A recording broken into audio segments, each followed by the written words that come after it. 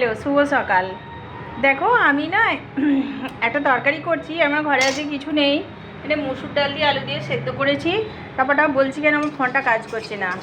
আর তেল দিয়েছি, 5 ফোড়ন দিয়েছি, তেজপাতা দিয়েছি, শুকনো লঙ্কা দিয়েছি, তার সঙ্গে পেঁয়াজ দিয়েছি, রসুন দিয়েছি, মানে আগে রসুনটা দিয়ে দিয়েছি, রসুনটা ভাজা হতে পেঁয়াজটা দিয়েছি, তারপরে আদা দিয়েছি, তারপরে লঙ্কা দিয়েছি, তারপরে হলুদ দিয়েছি। ঠিক আছে, মানে একটা তরকারি এইভাবে করছি এই কারণেই, মানে খাওয়া হয়ে যাবে। একটাই ঝিঙে ছিল, ঝিঙে দিয়ে আলু দিয়ে, মানে একটু বাদাম ভেজে, আর পোস্ত ছিল না, সাদা তিল ছিল, বাদাম ভেজে তিল দিয়ে, মানে সাদা তিল দিয়ে পোস্ত করেছি। আর এইটা আমি ডালমা করছি, আলু দিয়ে মসুর ডাল দিয়ে ডালমা।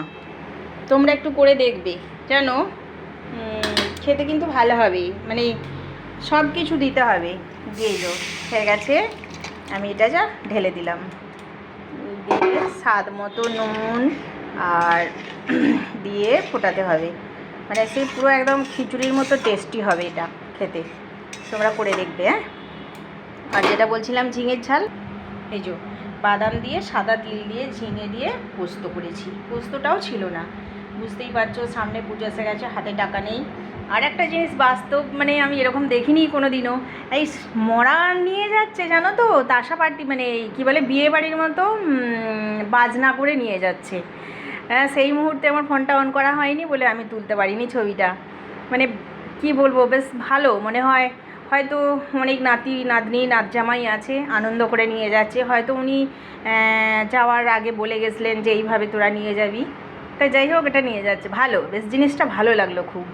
কিন্তু দেখো ডালটা আমার ফুটছে, ডালমা এটাকে বলে, ডালমা। কিছু না, তরকারি থাকলে, আনাজ থাকলে, আলু আর মুসুর ডাল থাকলেই ডালমা দিয়ে ভাত খাওয়া হয়ে যাবে, আর কিছু চাই না, বুঝেছো। আর 4টে ঢ্যাঁড়স ছিল, 4-5টা ঢ্যাঁড়স ছিল, এটা আমার জন্য হবে। ওরা কেউ ঢ্যাঁড়স খায় না, ঢ্যাঁড়স ভাজা খাবে কিন্তু ঢ্যাঁড়সের ঝাল খাবে না, বুঝলে। তো এটাই আমি আজকে দেখাচ্ছি। আমার ফোনটা একটু ডিস্টার্ব করছে। আমি স্টোরিতে আর কাজ করব না, আমি ফেসবুকেই ছবি দেবো। ফেসবুকটা আমার শখের ফেসবুক, আমি খুলেছিলাম, সেটাকে আমি বন্ধ করতে চাই না। তো আমি ফেসবুকেই দেবো। তোমাদের যদি ভালো লাগে তাহলে আমাকে একটুখানি উৎসাহ দেবে, লাইক কমেন্ট করবে, তাহলেই আমি খুশি। আর ফেসবুকে কিছু পাই না পাই, তবে হ্যাঁ, কিছু আমার জেনারেশনের বন্ধু পেয়েছি, আমার জেনারেশনের ওপরের দাদা পেয়েছি, নিচে ভাই বোন পেয়েছি। আমি অসুস্থ হওয়ার সময় আমাকে সবাই ফোনে খোঁজ নিয়েছে, এটাই আমার সবথেকে বড় পাওনা।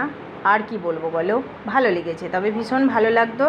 আর যাদেরকে নিজের আত্মীয় ভেবে জায়গা দিয়েছিলাম পাশে, তারা কিন্তু আজ পর্যন্ত, আমার আজ 3 মাস হয়ে গেল, এখনও পর্যন্ত মানে এতটুকু খোঁজ নেয়নি। না নিয়েছে, আমার তোমরা থাকলেই হবে। তোমরা আমার একটু খোঁজ নিও, আর আমার জন্য একটু ভালো কামনা করো।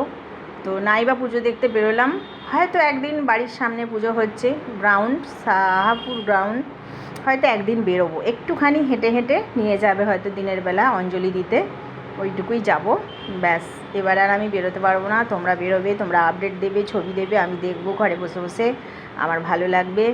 পরের বছর যদি থাকি তাহলে আমিও দেবো, ঠিক আছে।